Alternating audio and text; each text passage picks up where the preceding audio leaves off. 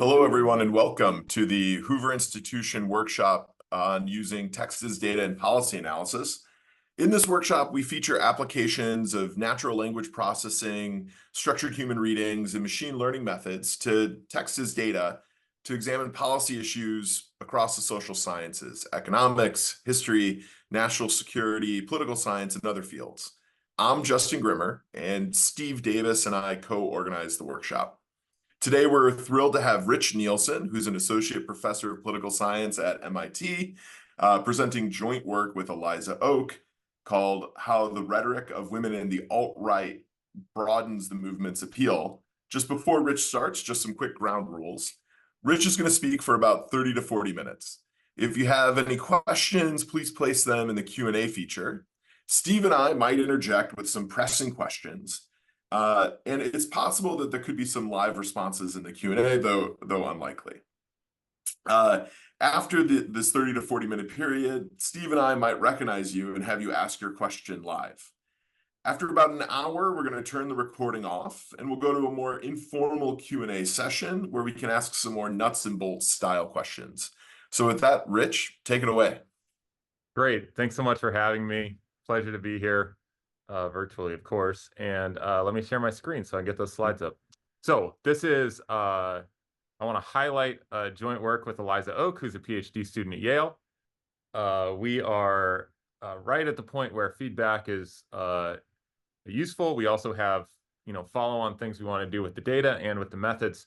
So all comments, criticisms, thoughts for things, very, very welcome. And I put a link to the paper just on this title slide here too, but you can also find it on my website. I say that in part because we're going to show some graphs that I'll admit I didn't have as much time to figure out how to make them fit on a slide as I would like. And so I've cut them into pieces, but if you're looking for the whole graph, that might be in the paper. Great. Diving in. I will say that this is a talk about white supremacists. So there may be some disturbing content ahead. I've tried to remove the most disturbing content and visuals. But if something is sitting on the screen that is making you uncomfortable, put a comment in. I'm happy to just move ahead, and we don't have to keep things up on the screen for any longer than you want them there. So just flagging that. So if you Google white supremacists and do it with an image search, you get something that looks like this. Now, this is a bit outdated, meaning I did this last year when I put together this slide deck for the very first time, but I don't think it's changed terribly much in the following way. You see a lot of flags, imagery, a bunch of symbols, but also mostly what you're going to see are a lot of men. And this has been true of white supremacist movements in the US and internationally for a very long time, that they're male-dominated movements where men are kind of the prime actors seemingly pushing things forward, right? And we're going to talk a little bit about the Unite the Right rally that happened in Charlottesville in 2017. That's where we opened the paper. And this is one of the images that was taken of that rally. You can see, again, a bunch of angry young men carrying torches, although these are tiki torches, which seems, I don't know, trying to achieve a certain image with what was available. Again, very male-dominated type of space, a lot of anger. But one of the speakers at that rally was supposed to be Isla Stewart, who's shown here in an interview with Lana Lochtef on Lana's YouTube channel called Red Ice TV. And she actually, Isla Stewart blogged under the name Wife with a Purpose. And this is her writing about her experience just a couple days after, where she was supposed to speak at the Unite the Right rally. And you can see in the second paragraph here, when I agreed to speak, it was barely more than a few friends getting together. There had already been a tiki torch gathering in the same park earlier, fairly peaceful and small. and then she talks about how her perspective as a speaker at this event, it kind of, in her words, ballooned out of control. And she claims she decided not to speak, although actually none of the speakers, if I understand correctly, were really gave their speeches as planned, because it descended into some really terrible violence. So the fact that women are speaking in the white nationalist alt-right movement has attracted a lot of interest by journalists. So there was around this time a whole genre of articles in the popular press. So this is from The Atlantic. This is NPR. That's a photograph of Lana Lockteff, who I just, had a shot up from her video. Again, a lot of emphasis on Lana Lockteff and Red Ice TV, actually. And, headlines like, "Why are women joining the alt-right?" And you can see, here in the kind of header of the transcript, its ideology rejects Jewish people, people of color, LGBTQ people, and immigrants, and is dominated by white men. So why are some women joining it? I think that's been the dominant frame in the, call it, journalistic takes on women in the alt-right. Again, also characterized by this headline from Sayward Darby, who's written a book about it now. How can alt-right women exist in a misogynistic movement? And I actually think that that's not the most interesting question in this space. So this question has already largely been answered. The easy answer is that it's a patriarchal bargain. Patriarchal bargain is where women trade security and autonomy in exchange for supporting a system of gender-based oppression. And this has been, documented, theorized. This goes back to Candioti, 1985. It's been documented and theorized pretty well. And I think, so Eliza and I are less interested kind of in this first order question, although I'm happy to talk about, like, why might these women be participating? It's not nearly as puzzling a phenomenon as the journalistic writing makes it seem, right? What I think is more puzzling, or where we have less clear answers, are how do women get authority in a male-dominated movement, and what effects do they have? And you can see here I've put up pictures of 9 of the 11 women that we're analyzing in this particular paper. There is a very strong, like, performance of gender that's happening visually on the screen.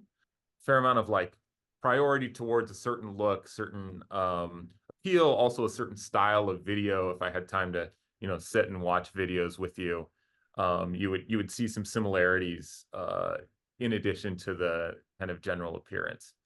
And we want to theorize this a little bit, but also it's pretty data-driven exercise of digging into a large and, as far as we know, previously unexplored corpus of videos that these women and then counterpart men in the movement have produced.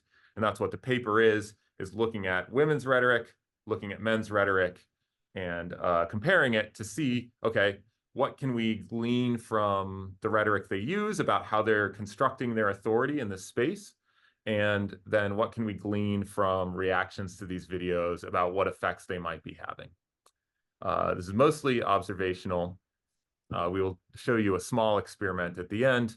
But our answer is that, contra what a lot of the journalistic writing says, we find women are at the core of the ideas of the alt-right movement, that they're producing and provoking more racist content than the men.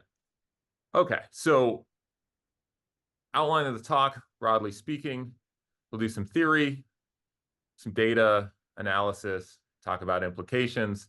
The bulk of the talk really is on the data and analysis, but we welcome thoughts on all of it, of course. So thinking theoretically, these are our motivating questions, although we think there are others that, could be answered with this data as well.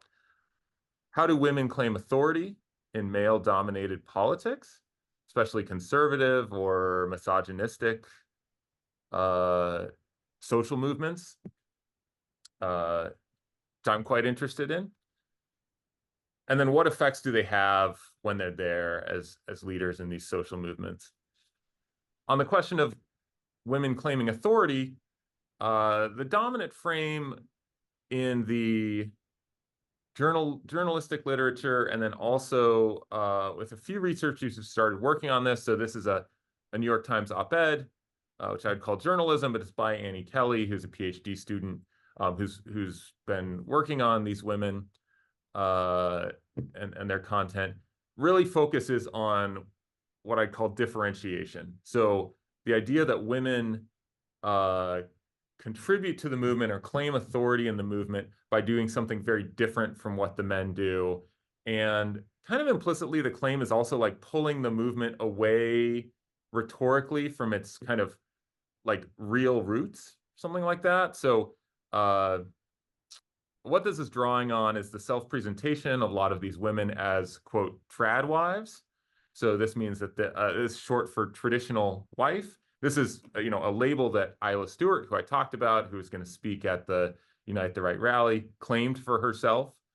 So this is not like somehow disconnected from the data, even though we're going to show you some evidence that it's certainly not the whole story. But the idea then is that women emphasize a particular performance of gender in the movement that's very distinct from what men do, and that helps the movement by creating a kind of softer, gentler frame, something like that. An alternative view coming more outside of the social movements literature and more on the literature on how women enter electoral politics is the idea of outbidding, so that women actually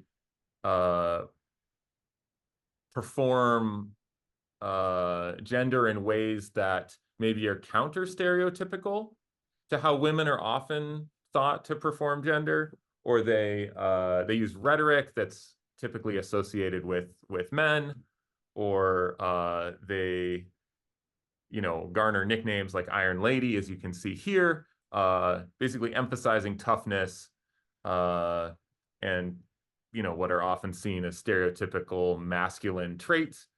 And so in this context, then we think that the sort of outbidding theories would predict women really proving that they can be just as white supremacist as the men, and even more so. And as I previewed, that's actually what we're going to find in their rhetoric. Although, as I said, I mean, these women do often claim the label of trad wife. And so in some sense, our data analysis leads us to say, well, even as we're juxtaposing these theories against each other, maybe that's not the right conclusion. The authority construction is happening in perhaps both ways. Turning to what effects women might have, the literature recently has benefited from an experimental intervention by Leahy Ben Chitreat, Elad Stranger, and Hirsch-Hofler, where they argue for pink washing. They do a series of experiments where, in the Israeli context, people from the general population are more open to far-right ideas. Far-right means probably something a little different in the Israeli context than the white supremacists here. In particular, many of the white supremacists we're looking at are like quite skeptical of Jews and anti-Semitic. But that finding is that, the argument's basically that women create a more palatable feel in the viewer when they're hearing the same argument, and that this is through, they argue that it's mediated, they have some data on this too, that's mediated through a feeling of warmth. So subjects feel warmer towards the female presentation of the same idea, and so they are less critical of it or more in favor of it. I've argued in the piece that was kind of the precursor to this. It was primarily about female Muslim preachers in a patriarchal movement called Salafism, but actually thanks to a helpful reviewer too, who asked for an entirely different case. There was a preview of some of the white nationalist content here that women do expand the audience. That's in kind of the same idea as pinkwashing, but it's not so much about being palatable. It's that they actually reach different audiences and may or may not soften the rhetoric of a movement or change it. It's simply that if you're a social movement and different spokespersons speak to different audiences and can access different audiences, even misogynistic movements want as diverse a group of spokespersons as possible. Then coming from recent literature, Anduiz and Rico, document evidence of a backlash effect against women in the far right. And I think there's a lot of other kind of literature and common sense we could turn to say, oh, maybe the primary reaction to these women will be negative. They'll get a lot of abuse online for what they do. And then, of course, there's a possibility that there's really no effect and that this is primarily about influencers on social media trying to aggrandize themselves, but not particularly about actually helping a social movement or hurting a social movement. So what are we doing data-wise? And I'm sorry, I can't actually see the comments, so I trust that someone else is taking a look at those if there's something pressing. I always feel a little disembodied in these in a Zoom talk. So feel free to ask clarifying questions if something's not making sense. Okay, so what are we doing? So the big thing is an observational analysis of YouTube videos. And then we also complement it with an experiment, which we fielded in 2021 on Mechanical Turk with simulated YouTube comments. But I kind of have some issues running experiments with white nationalist content on MTurk. And so we've been cautious about going further in that direction. Happy to talk more in detail about why.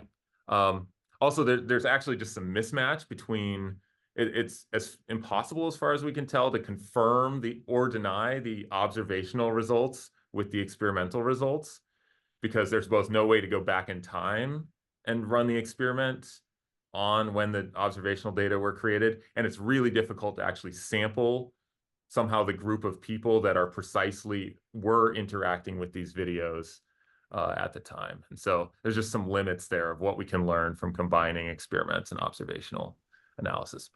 So the observational data, we sampled 29 alt-right YouTubers. In the paper, we talk about the process of getting to the sample. There's no like Rolodex or even official list of all of the alt-right or white supremacist individuals at the top of the movement.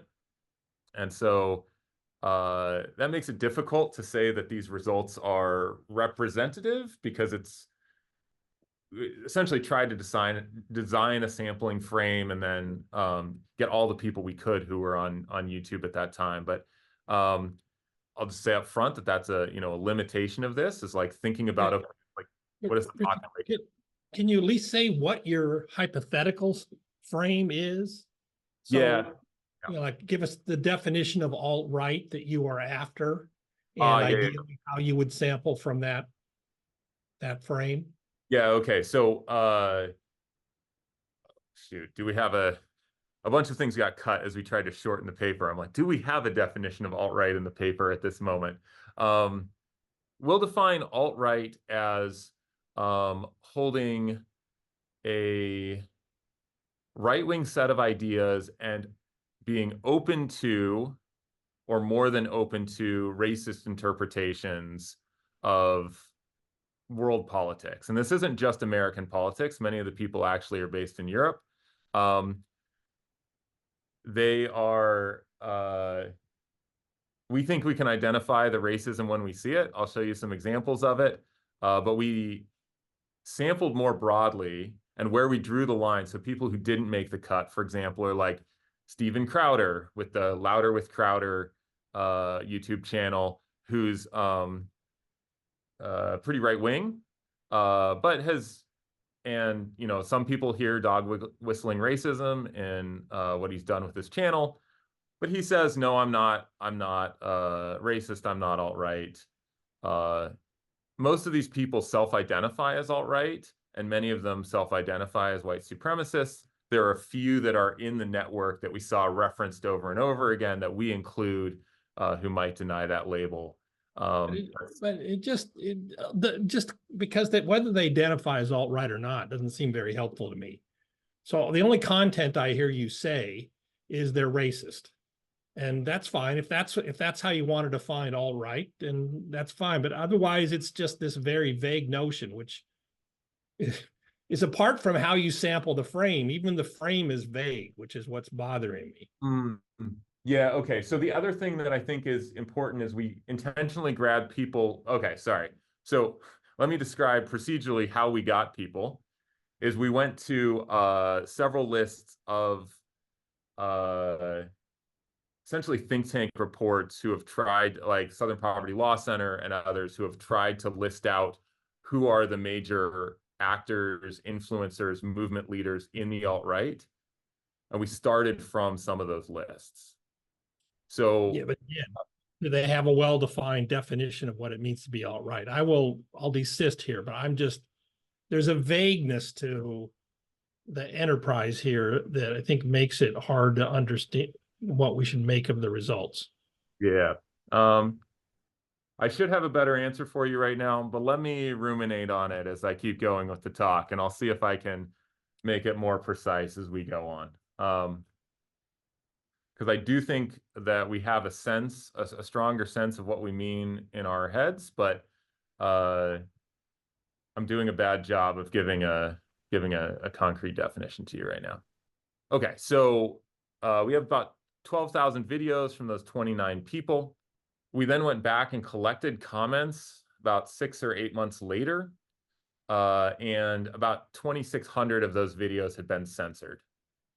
So just flagging up front that there is a selection effect in terms of what we're able to do with some of the comment analysis I'm going to show you. We have a few, we collected comments from a very small random sample of the videos before they were censored, but YouTube did a big push and then has continued actually of around the time we were collecting data to censor a number of these actors.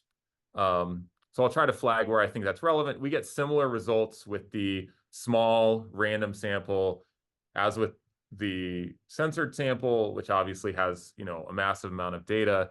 And YouTube did not actually do an amazing job of censoring all of the racist content, including some videos that are still up right now, but just flagging that. Here are the actors that we're talking about.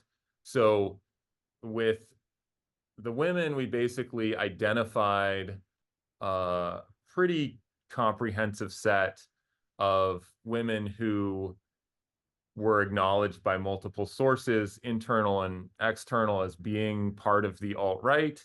That doesn't, again, get to like we did not start, Steve, to your question, with a definition of like, this discourse is the alt-right.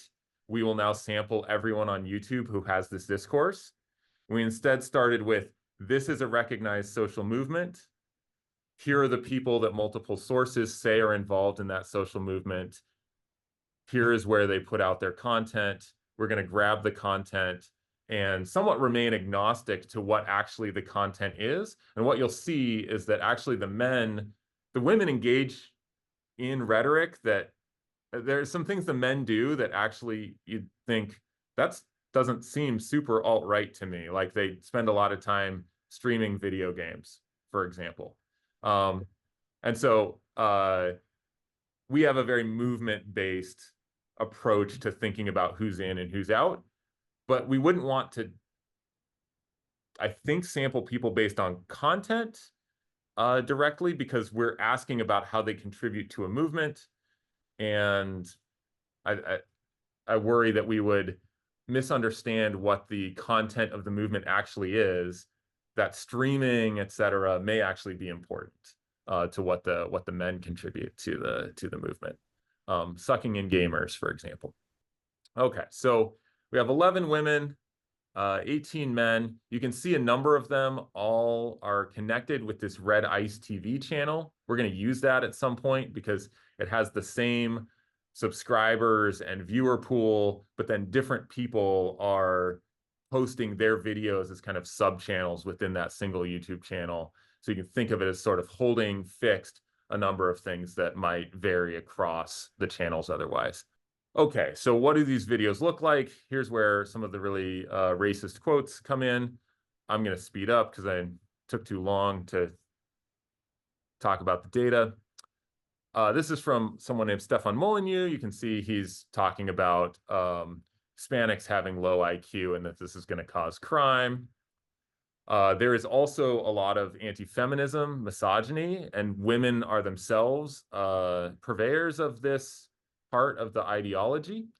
In fact, it's kind of what my earlier paper was about, that like women are especially good at arguing for anti-woman stances within a social movement because they have identity authority to do so.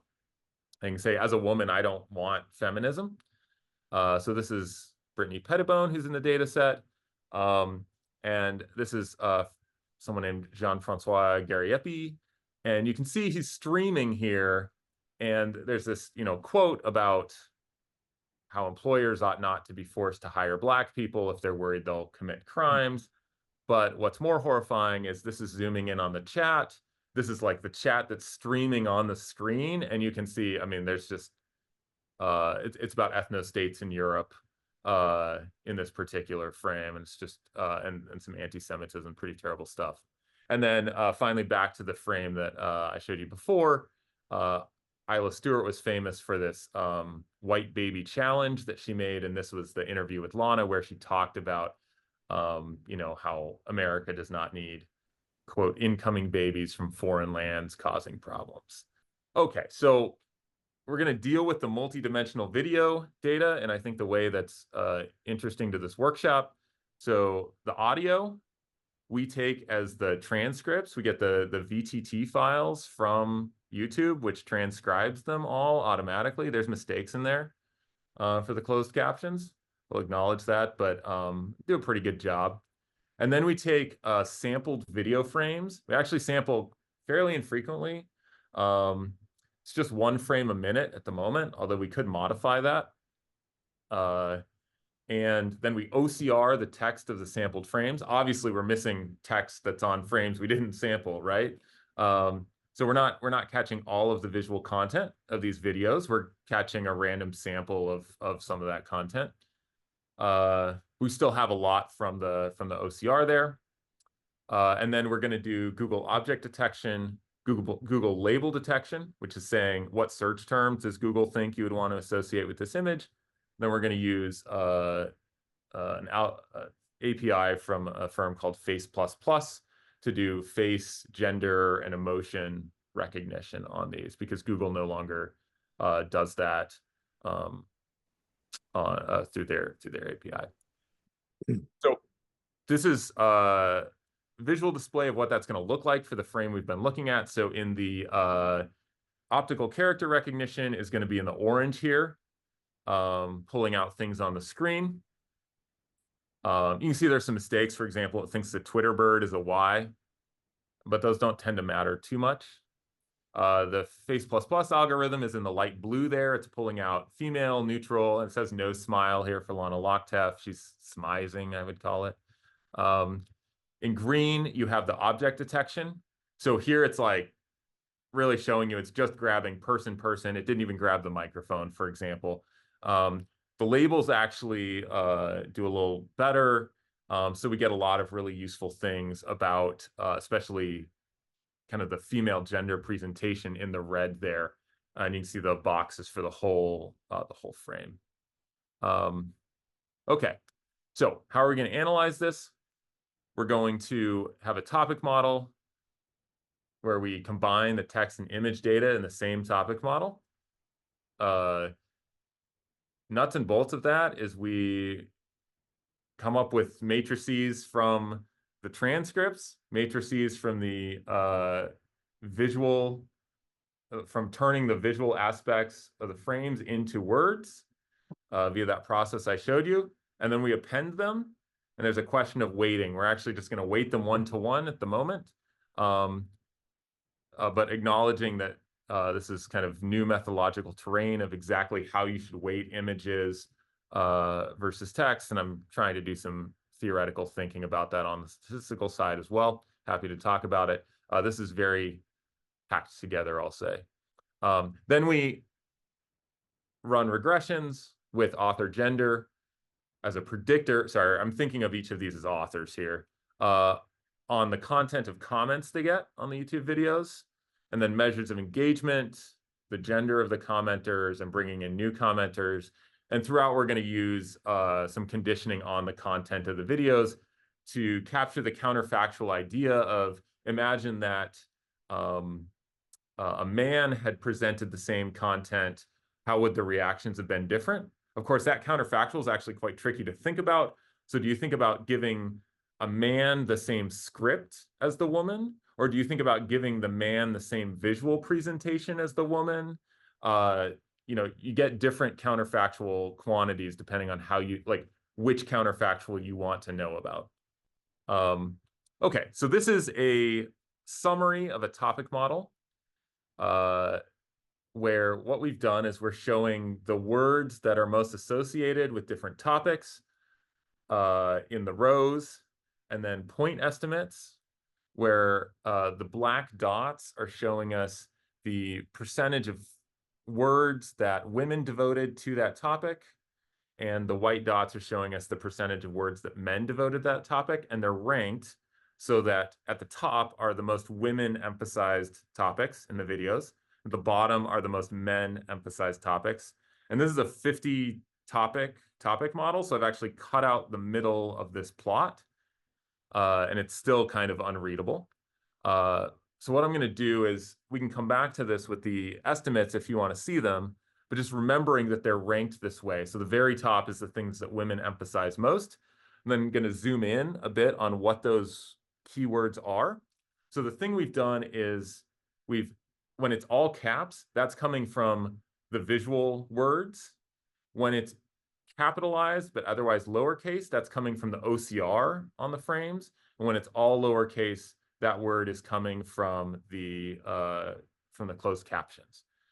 And so these top two topics here are 12 and 16. Those are the visual display of gender. And in particular, this lip, blonde, necklace, beauty, hairstyle thing captures what we think we're seeing visually and what we showed you visually. But what's important to us is that topics 44, so immigration, culture, identity, topic 33, Black, white, racism, racist, race, racial, Africa, African, etc. 45, speech, hate, opinion, Nazi, critic. 15, police, crime, attack, shoot, terrorist, murder. When we go through and say, okay, just looking at the words, which ones are about race and which ones are about gender? So you can see 46 there is woman, men, sexual, woman, male, etc. These ones are actually emphasized more in women's rhetoric.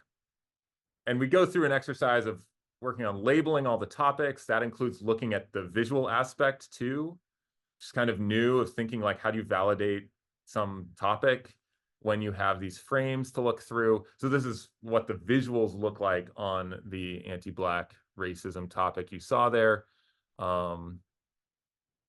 I'm happy to talk about them, but for the sake of time, I'm just going to move to the punchline, which is that from our topic model, women are emphasizing race and gender, or racism and misogyny and homophobia more than men. Moving on to what reactions then they provoke is very similar. So what we do is also fit a topic model, a new topic model, to the comments on these videos. And then again, break that down by men and women as a predictor variable there. And so this is, again, just the top of that topic model. So what we're looking at now is not content produced by the YouTuber. it's content that's in the comments of the videos. So there's no visual information here anymore. But what you can see again is at the top here are a lot of topics about gender, misogyny, homophobia, the top two there. 48 is actually a congratulations topic. So what we're going to see is there's a lot more praise on the women's videos. And then 37 here, 25, 12, 44, even this 49, this Antifa topic turns out to actually be about race quite a bit.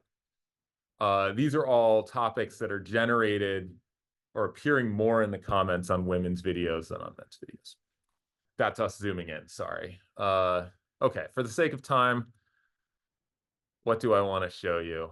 The men's comments, just to give you a flavor of like what men get that is different from women. Starting from the bottom, there's a lot more about American politics. So the biggest differentiating topic in the comments, and this is true actually also for the topic model on the video content, is on American politics.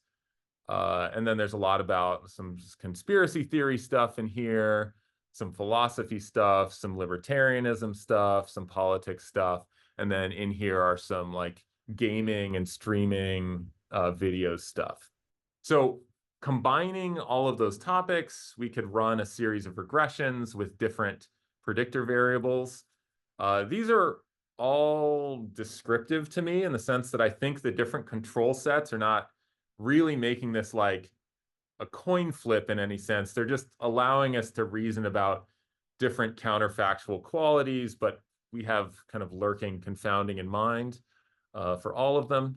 So we do it with not conditioning on anything, conditioning just on the topics that are primarily loading onto the text words, which we mean the transcripts. So the counterfactual there is imagine giving the men a similar transcript and having them deliver the video. So a more racist transcript in this case on average. We can also condition on the image topic. So that's like conditioning on all topics at once. We add a few other video controls, and then we can do this kind of think of it as like a channel fixed effect. So just on that red ice TV. And what we're seeing is in general, there's a trend where women are provoking more misogyny and racism in the comments, kind of regardless of what the control set is, with some variation. We also find that they get more engagement in other ways. So it's not just, more racism and misogyny in the comments. Predicted video views are, there's no difference between men and women. That's statistically significant there. Men get a few more. On everything else, women get more.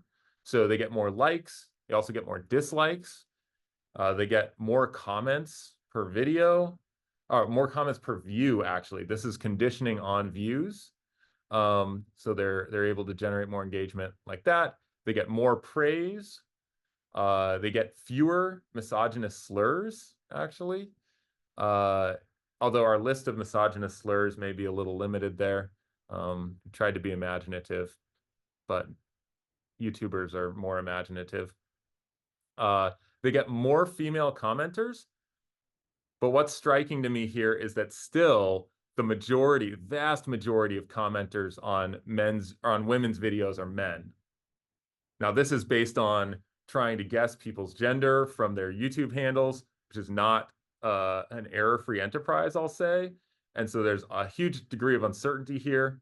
This is just people who used usernames on YouTube that we felt like we could label with some certainty as indicating some kind of gender. And then finally, we looked at first-time commenters. So these are people who comment on one video and then never enter the data set. And women attract a lot more of those comments too. We tried to take this to an experimental setting to like replicate the pinkwashing type of experiment. So what we did as a cautious first step is made simulated YouTube comments. And what you can see is that there's an anonymous version. So these are taking ideas that are almost verbatim from transcripts in the videos, posing them as comments to people, and then varying just what the stereotypical gender associated with the name is, putting it twice on there so that there's some hope that they will notice gender, but that it's not entirely clear that that's the only thing that's going on here. And we had these other, we had 5 statements. So in addition to this one about white babies, we have mixed race relationships, the risk of crossing the road that I showed you before, this a version of this anti-Hispanic racist one, and then a version of this anti-feminist one. And what we find is, if there were effects, we would have expected to see some statistically significant differences for male username and gender neutral username. The idea there being that the female baseline should be lower. Sorry, the outcome I should have explained is asking people, how offensive do you find these statements? And not showing them, like we just show them a random ordering from male or female, randomizing as we go. They don't see the same statement, you know, posed by one and then by the other. And we overarchingly find null effects, especially when you put a Bonferroni correction on this. So we don't find evidence of pinkwashing, kind of contra the Ben Sheetreat thing, but we've been cautious about doing experiments that are expansive as ours. I think our content is rougher than what they were doing in those experiments. So implications, as I kind of indicated, this differentiation or outbidding frame we started the project with, our answer now is kind of like yes. It's like yes and. They do a bit of both. It's a bit more complicated than just one or the other. But the image of alt-right women as trad wives and pulling things just towards gender and home life, et cetera, is pretty woefully incomplete. Women are talking about white nationalism's core ideas more than men. They're provoking more racism when they do, although maybe not through pinkwashing. Our best evidence is simply that women, when they talk more about race, generate more racism. And counterfactually, if men talked more about race in the movement, they would also generate more racism. So, broad conclusion is that this isn't just about making white nationalism seem friendly with pretty faces. We don't think that we've fully exhausted some analysis of the performance of gender here. It's quite interesting, and it's in our topic models, but there's a lot more you could do. But overarchingly, we think the takeaway is that women are effective at eliciting support for the movement's most dangerous ideas. And whatever you think about the flaws of the observational analysis, which I'm very happy to hear about, we are trying to make it better. You know, the reality is just what you can infer from an observational analysis like this. It should horrify you that many of these racist comments are still up on YouTube. So if we're thinking about like how this relates to policy, I'll just say that I have some thoughts there. But for the moment, this is pretty research focused, and I'm happy to talk, you know, what I would recommend policy-wise in Q&A, but I haven't made it part of the talk. Thanks very much. Looking forward to your thoughts. Okay, I'm going to ask a couple of questions, then I'll let Steve hop in, and then we can open it up to the audience. So I had a similar reaction to Steve when thinking about the population under study here, and either, you know, a way to justify it is by establishing a sampling frame or by bolstering the importance of the speakers that are in your data set. I wanted to suggest some ways to broaden it that would be perhaps a bit more reflective of where this content's being created. I would be surprised if the hotbed of white nationalist or racist rhetoric is happening on YouTube. Alternative sources would be like Rumble, which has a much less aggressive censoring policy, which would leave a lot more content up and is a place where much more sort of far-right content. You could also imagine juxtaposing speakers you've identified as being important because perhaps they have big audiences with more right-leaning news broadcasters for the content, including the opinion there. So for example, Mike Lindell's TV network, Frank's Speech, or Right Side Broadcast News is another place where a lot of sort of right-leaning speakers right-leaning news broadcasters far to the right, what's on Fox News would broadcast.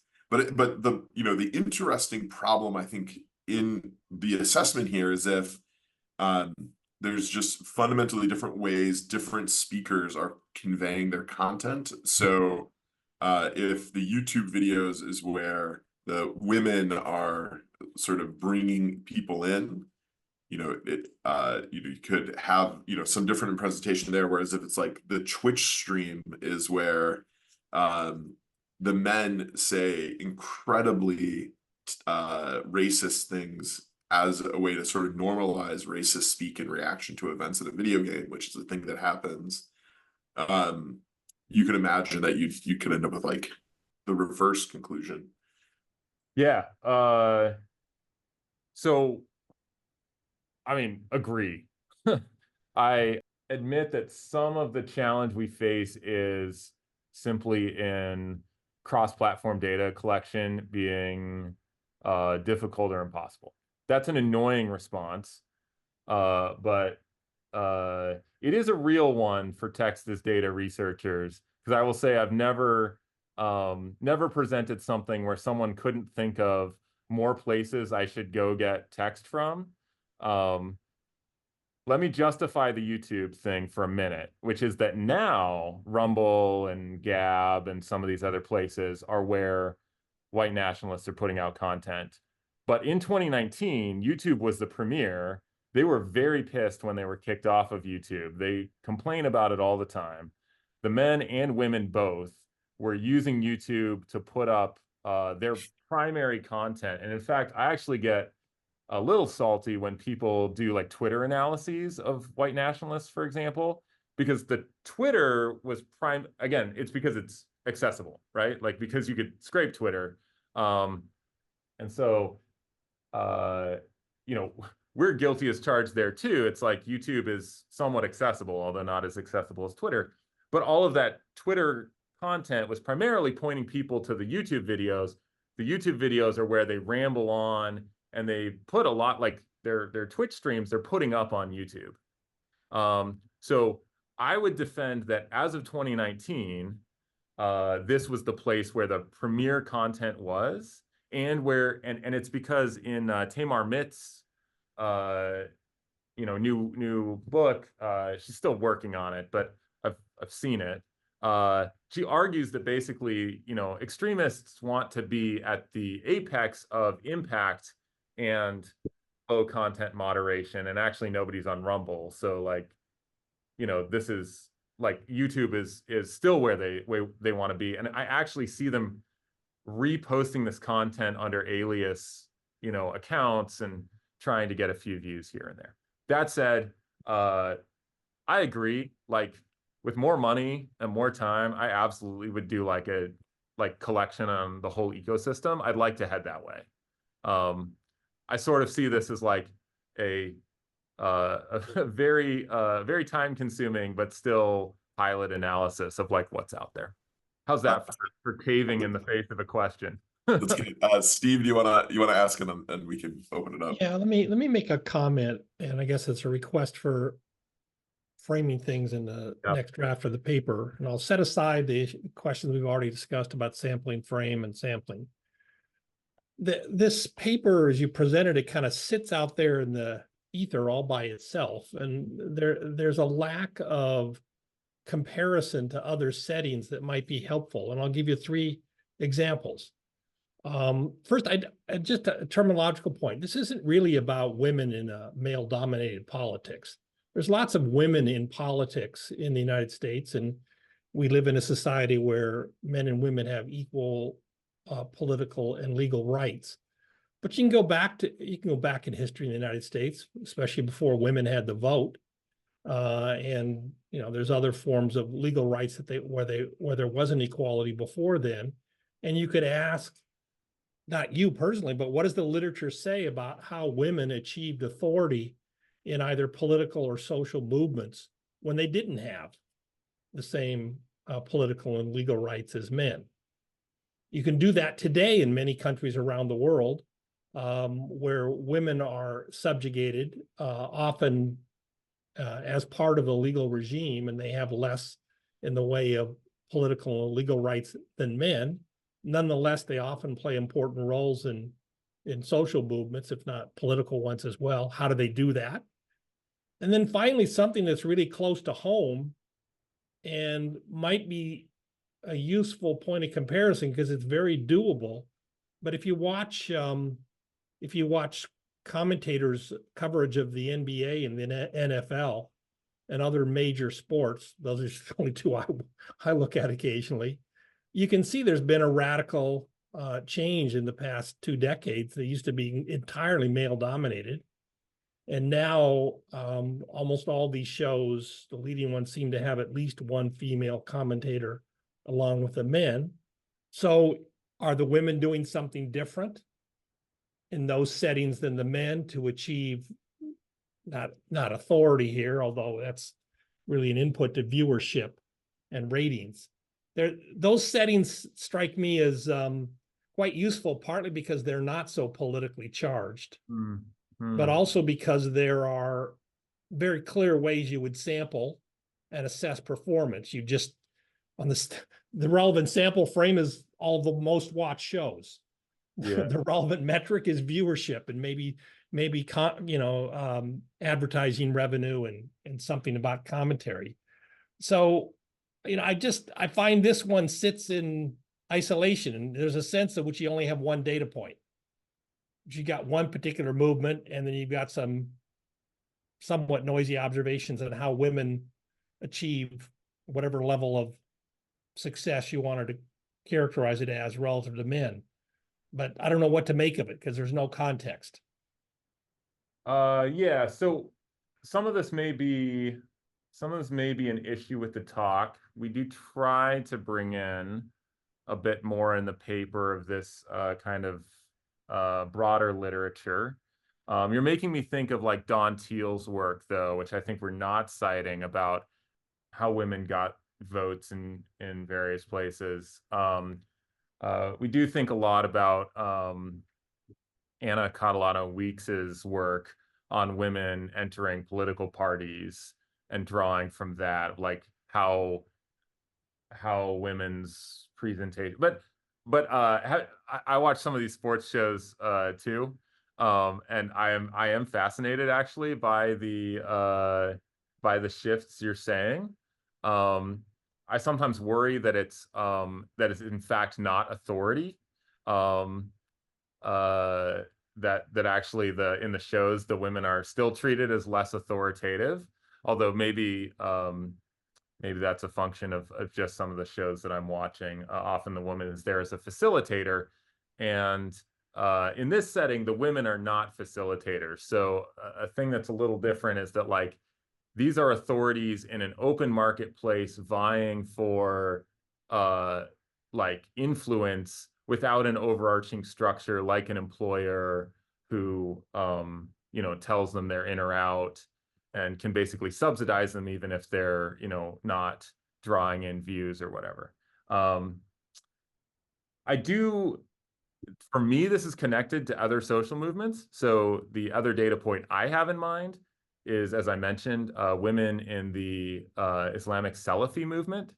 And so for me, then the 2 data points are lining up that basically women are involved in these, what I would call patriarchal movements, because they actually help the movement reach more people. That's what I would say is kind of my underlying takeaway. And because they communicate core ideas of the movement in better ways than men can. Either because their gender performance allows them to do that, so they can, for example, make anti-woman statements better, or because they expand the audience, though not necessarily through pink washing, because I don't think the Islamists care about pink washing very much, at least not directly. They just care about expanding the movement. And here I also think that we even find quotes where the, male leaders are like, well, we don't actually think that women should be leaders in this movement. On the other hand, they like bring in a lot of interest. So what do we do about that? And some say keep them, some say ditch them, etc. But point taken, some of that is stuff that really was not in the presentation of the paper. And it's not the first time I've also managed to like make something feel free floating when it shouldn't be. I think that's partly because I'm just really interested in this particular phenomenon as well, trying to slot it into a theoretical lens. But I will say that like the driving force for me is like racist comments on YouTube. How did those get there? What can you do about them? If we can put it into a theoretical frame, great. That's what I'm trying to do. But you know, I think that's where some of the free floatingness comes from. Elizabeth Elder has a question, so can we give her the mic, please? Okay, Elizabeth, go ahead. Thanks so much for this really interesting talk. I was thinking, related to Steve's point, you know, that this might be kind of one observation rather than a bunch of different ones. It seems like this is, even if it's not an organization with a hierarchy, it's still a network or like an ecosystem where it matters a lot to the extent to which someone is cross-referenced by other already popular people. There's a lot of kind of capital being shared by the maybe the men who were dominated by this network at the beginning. And so I was curious a little bit, to what extent are these particular women being kind of selected by the elites that already, like the power players of content producers within this network, versus to what extent is this kind of a grassroots way of appealing to the masses of the people who are the consumers here? Yeah. Good. So a mix. Great question. Thank you. And sorry, I'm going on too long, so I'll try to be concise. I'm not good at being concise. Some of them are clearly like driving, like some of these women are driving their own ship or driving their own vehicle, I guess. They're in charge. They know what they want to do. Others do seem to have been like selected to some extent by the movement. So for example, like Isla Stewart being invited to be a speaker at the Unite the Right rally was at the behest of men. But she got there by putting herself out there, by having this blog and being kind of one of the prominent people in the movement. So I see it as a mix. There are other powerful people, mostly men in the movement, who can elevate and amplify and vouch for a new entrant into the authority space. And they do exactly what you're describing, appearing on each other's shows. I mean, they're doing this interview that you can see on the screen right here with each other. This is Lana using her authority to try to amplify Isla's authority, because Isla is now famous for saying something that Lana wants to amplify. Lana has the reach. She's essentially in this, like, her and her husband ran Red Ice TV together. But I can see it over time, actually, my inference is that they learned from the engagement side that Lana's videos got more engagement, and they actually then over time keep doing more to make Lana more prominent in the channel as a result. That also brings up that there's a business aspect to all of this, which is partly why they were so irritated about getting kicked off of YouTube, because they were making money. I don't have a clear answer to, like, you know, are they selected from above or do they grassroots from below? I think it's a mix. And I actually think authority construction is typically a mix of both hierarchy and kind of grassroots, like putting yourself forward as a potential authority. All right, so it looks like we're at time, so we're going to go ahead and stop the recording, and feel free to stick around. We can ask Rich a couple more questions. Thank you all. Thank you, Rich. Thank you.